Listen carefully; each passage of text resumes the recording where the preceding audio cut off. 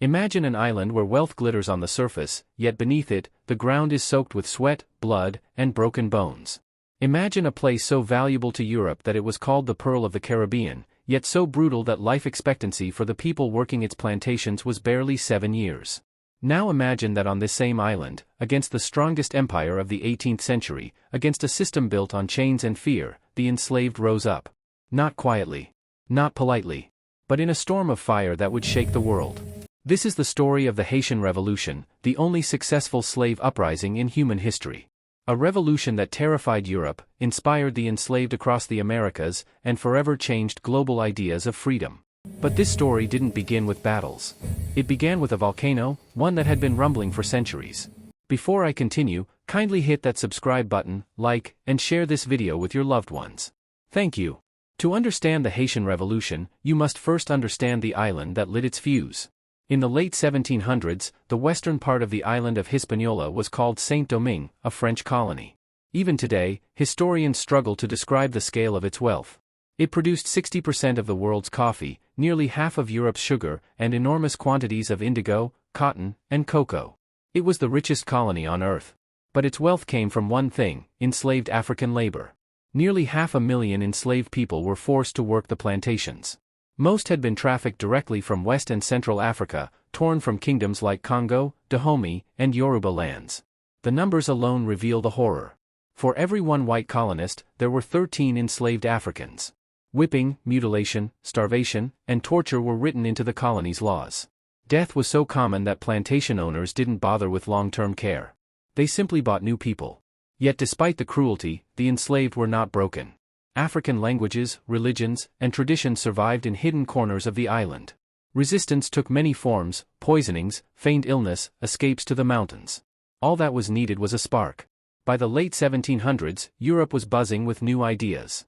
Philosophers were writing about liberty, equality, and the rights of man. The American Revolution had just ended with the claim that all men are created equal. France itself was sliding into its own revolution. But in Saint-Domingue, these words carried a bitter taste. The enslaved heard rumors of liberty.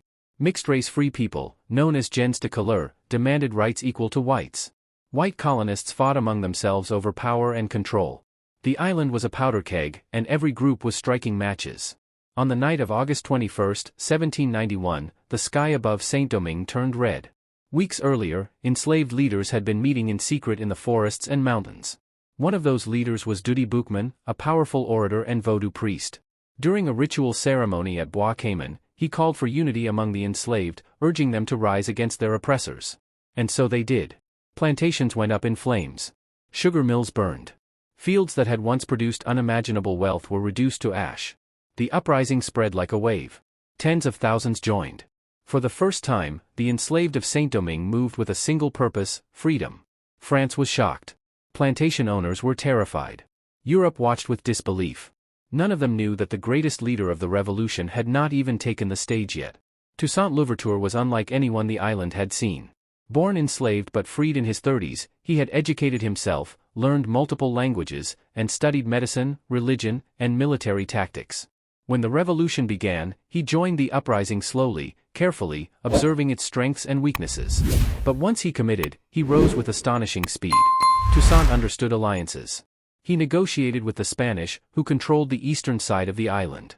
He fought the French when necessary, then cooperated with them when they abolished slavery in 1794. He adapted constantly, always choosing the path that brought the island closer to freedom. Under his leadership, the rebel forces became a disciplined army. Former slaves became generals. The French were pushed out of key regions. Order began to return to areas once consumed by chaos. Toussaint Louverture was not just a revolutionary. He was a strategist, a diplomat, a visionary who believed that black people could govern themselves in a world built to deny it. But his rise terrified many in France. And fear breeds desperate decisions. In 1799, a young general named Napoleon Bonaparte took power in France. He had a vision of a renewed French Empire, one that included a fully restored Saint-Domingue, controlled directly by Paris. Toussaint Louverture stood in the way. Napoleon sent the largest expeditionary force France had ever assembled. Thousands of soldiers arrived in early 1802. They came with guns, cannons, ships, and a secret plan to re-enslave the population once the island was secured. The French demanded Toussaint's surrender. He refused. What followed was one of the harshest military campaigns in Caribbean history. Entire towns burned, leaders betrayed, families separated, brutal massacres carried out on both sides. And behind it all, yellow fever, killing French soldiers by the thousands. Despite all this, the French offered Toussaint a deal, peace in exchange for stepping down. He agreed, hoping to avoid more bloodshed. It was a trap. Toussaint was arrested, shipped to France, and locked inside a freezing mountain prison. He wrote letters insisting that he had only wanted peace for his people. He died there in 1803, far from the island he tried to build. But the revolution did not die with him. In fact, it grew stronger. After Toussaint's capture, leadership fell to figures like Jean-Jacques Dessalines, Henri Christophe, and Alexander Pétion. They knew exactly what Napoleon intended. If the French won, slavery would return. So they fought with a level of determination the French had never seen. Dessalines, in particular, became known for his uncompromising stance, freedom or death. The revolution entered its final and bloodiest phase. The French, weakened by disease, dwindling supplies, and constant attacks, began to crumble. Dessalines launched a massive, coordinated assault across the island. And in November 1803, in the Battle of Verdières, the French were finally defeated.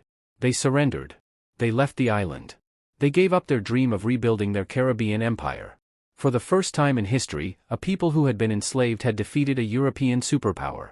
On January 1, 1804, Dessalines stood before the people of Saint-Domingue and declared something the world had never heard before: independence. A new nation. A nation of formerly enslaved men and women. A nation called Haiti, from the old Taino word for land of mountains. It was a declaration that shook the world. Slaveholders in the United States panicked. European empires refused to accept Haiti's legitimacy. France, humiliated, demanded massive payments decades later just to recognize its independence, an economic chokehold that damaged Haiti's development for generations. But in 1804, none of that could overshadow what Haiti had achieved.